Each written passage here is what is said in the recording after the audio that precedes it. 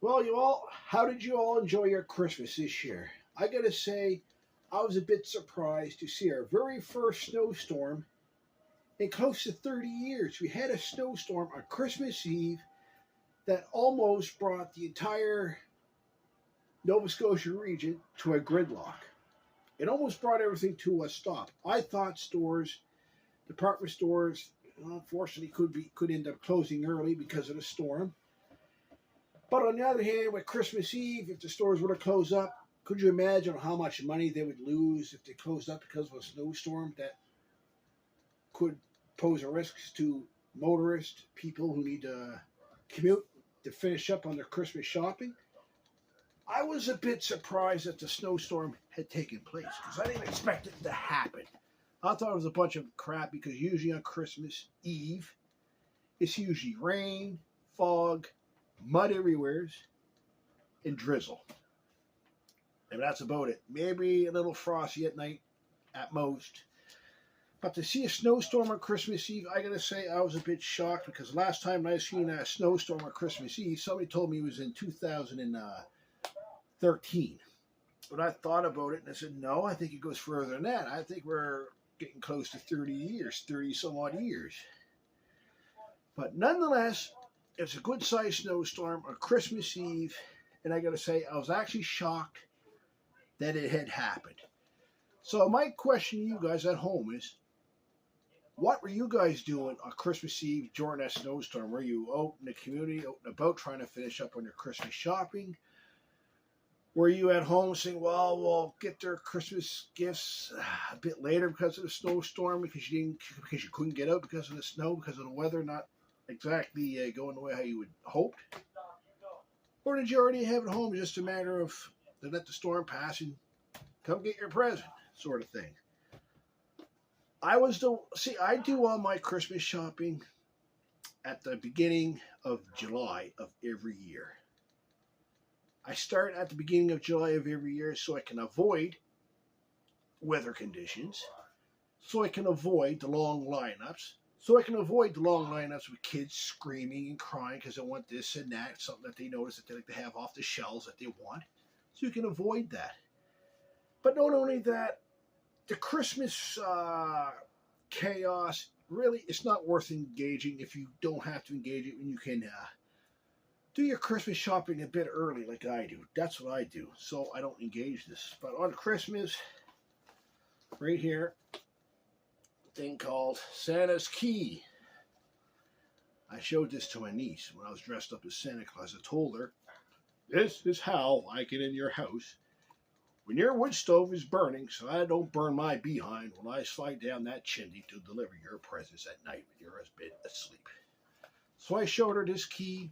I said, this is my magical key that Santa Claus uses to open your door when you're in bed fast asleep. I said, see this key? I put in your door lock, I turn it, your door opens automatically. And I told her when I was dressed up as Santa Claus, that's how I get inside your house at night when your mother and father has the wood stove burning, so I don't burn my behind. So I have a magical key so I can go through the door so I don't have to interact with those problematic situations. It worked well. And I got this at the dollar store, believe it or not, Dollarama in Dartmouth on Tacoma Drive. I bought it there. But to my niece's opinion, she thinks this is the magical key that Santa Claus uses to get in her house when Mommy and Daddy got the wood stove on, that Santa Claus can't come down that chimney because he'll burn his behind. So she says. But anyways, this Christmas Eve, I just talked about the first snowstorm on Christmas Eve in close to 30 years. For my opinion, it was 30 years. But anyways, I was out on Christmas Day when most people are home with their families, enjoying the day. I was out and about making money. Because I was out shoveling driveways, and right here, I got up to $500 in cash right here. Shoveling driveways. I said, I'm not going to sit here and waste my time when I can be out there making money. And that's exactly what I did. I said, my Christmas resolution is I'm going to make all the money that I can possibly make because, hey, you rake the hay while you can. That's the old thing what I was always told, and that's what I do. But anyways, I hit my Christmas candy cane. I got this at the Dollarama. I actually ate this part of it right here. It's actually pretty good, but my God, you got to suck on it for a long, long time. I went for a walk one day. Actually, it was December 23rd, the day before Christmas Eve. I broke this piece off and had it in my nose. I walked for a good 45 minutes, and by the time I got home, I was just finishing this piece. Just finishing it. But I got a couple of them, and these candy canes were very successful with my niece and my two nephews. And so when I got them last year, and I said, well, since they were a big hit last year, well, let's buy them again. And that's what I did. I got this at Dollarama in Dartmouth on Tacoma Drive also. And this Christmas, I like to build models. So I was given this on Christmas, a model right here. I like building models. I was given this. So all you Star Trek fans, you all see me made in the past a series of Star Trek fan episodes, documentaries, you name it. I did it. But anyways, you'd think after all those fan episodes that I had made, you would put this together properly. Lo and behold, these here, the warp nacelles, I put them together wrong. So I had to take it apart. Even when I had the instructions, even when I still had the instructions, I still got it wrong. So like how Jimmy Doohan would say on Star Trek, he would say, sorry, Lassie, you got to do a triple bypass to get the warp nacelles to work and get them installed right. It can be done. But we got to perform the triple bypass. So that's what we did. So I managed to cut the plastic parts off that was sticking out that was supposed to connect to another piece inside here off. So from inside, I used a glue gun, and it held the warp nacelles in perfect place.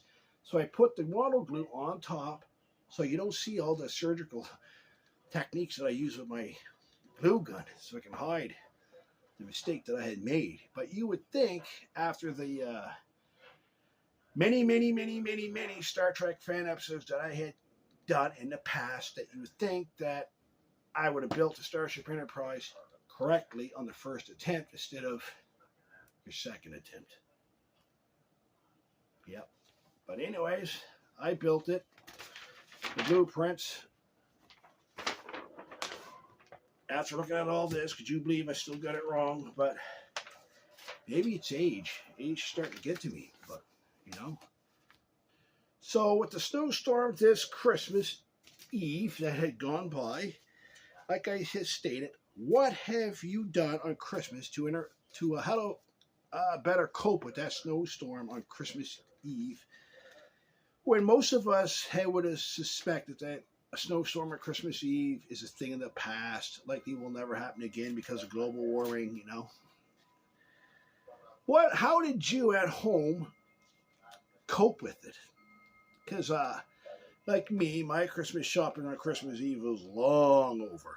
Because I remember I was in Dollarama where my Christmas shopping had ended for this year, and I held my arms up in victory, in big celebration. It's just like winning the Stanley Cup at the end of June. You're celebrating. Look at that, she's over. That's what the end of Christmas shopping was for me. It was like winning the Stanley Cup. Get the hell out of that Dollarama, get the hell out of those department stores as fast as you can go, and just get out of here.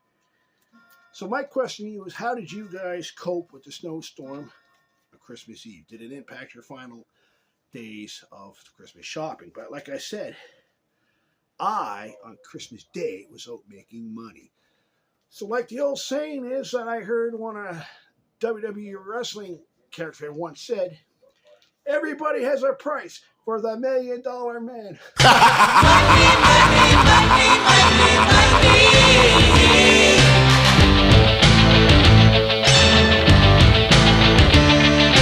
Everybody's got a price.